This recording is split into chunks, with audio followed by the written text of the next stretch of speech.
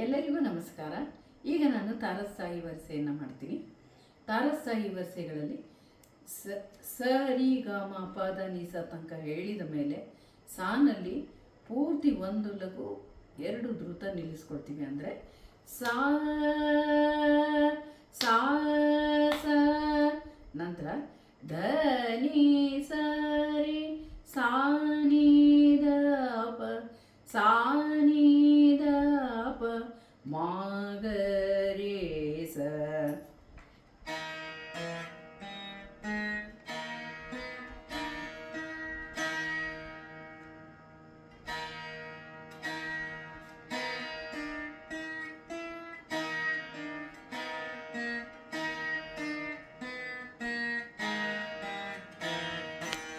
ಎರಡನೇದು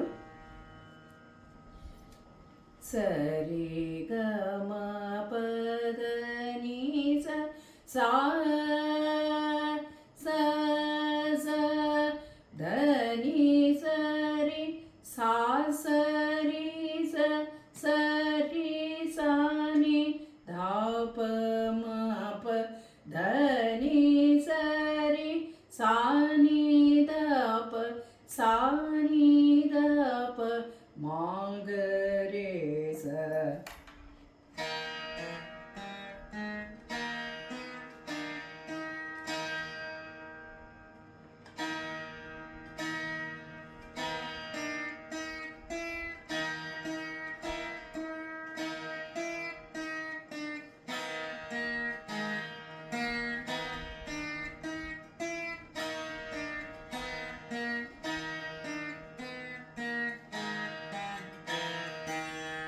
ಮೂರನೇದು ಸ ರಿ ಗ ಮ ಪ ದ ನಿ ಸ ಸಾ ಸ ಸ ಧ ನಿ ಸ ರಿ ಗ ರೇ ಸ ರಿ ಸ ರಿ ಸಾ ನಿ ದ ಪ ಮ ಪ ಧ ನಿ ಸ ರಿ ಸಾ ಸ ರಿ ಸ ಸ ರಿ ಸಾ ನಿ ಧ ಪ ಮ ಪ ಧ ನಿ ಸ ರಿ ಸಾ ನಿ ಧ ಪ ಸಾ ನಿ ಧ ಪ ಮಾ ಗ ರೇ ಸ.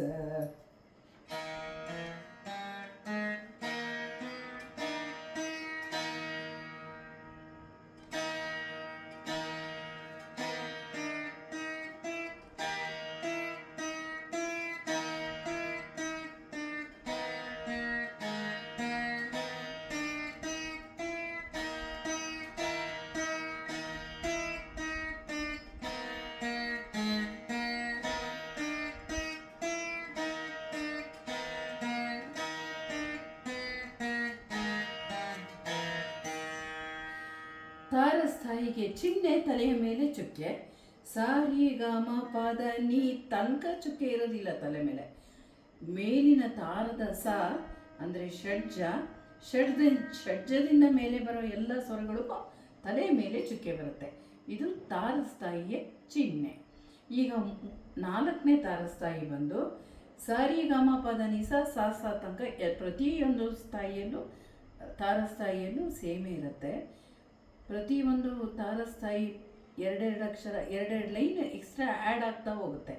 ಅಂದರೆ ಈ ಮೂರನೇ ತಾರಸ್ಥಾಯಿಗೆ ಇನ್ನೆರಡು ಲೈನ್ ಎಕ್ಸ್ಟ್ರಾ ಆದರೆ ನಾಲ್ಕನೇ ತಾರಸ್ಥಾಯಿ ವರಿಸೆ.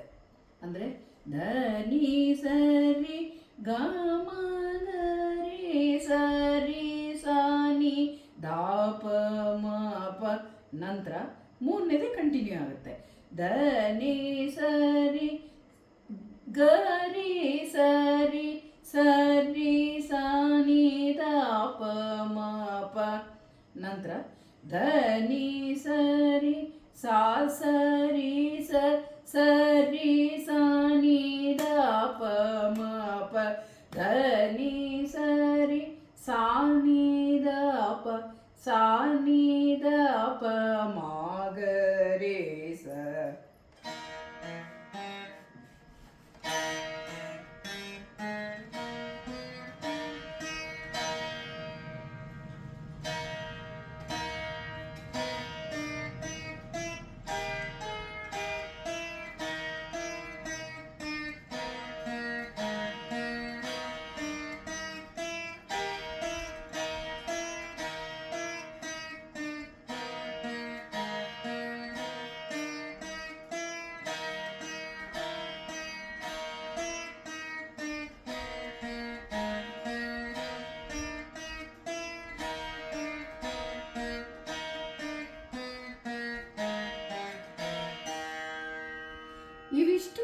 ಸಾಯಿಗೆ ಸಂಬಂಧಪಟ್ಟಿರೋದು.